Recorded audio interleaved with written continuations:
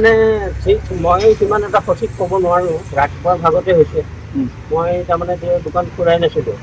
খুব ৰাতিপুৱা সময়ত বোলে এই যিজন তাৰমানে চিকিউৰিটি গাৰ্ড এপাৰ্টমেণ্টৰ চিকিউৰিটি গাৰ্ডজনে তাৰমানে গাৰে মানে গঠিয়াবলৈ গৈছিলে। এই মাইকী মানুহে জানে বিল্ডিঙত তাৰমানে যিখিনি মাইকী মানুহে কাম কৰে বোলে সেই মানুহজনীক বোলে গঠিয়াবলৈ গৈছিলে।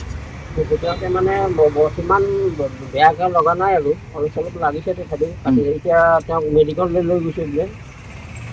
তাৰপিছত পুলিচক খবৰ দিয়া হ'ল, পুলিচ আহিল। পুলিচে আৰু আহি পেলাই এতিয়া দিগন্ত গগৈ যিজন চিকিউৰিটি তেওঁক পুলিচে লৈ গ'ল।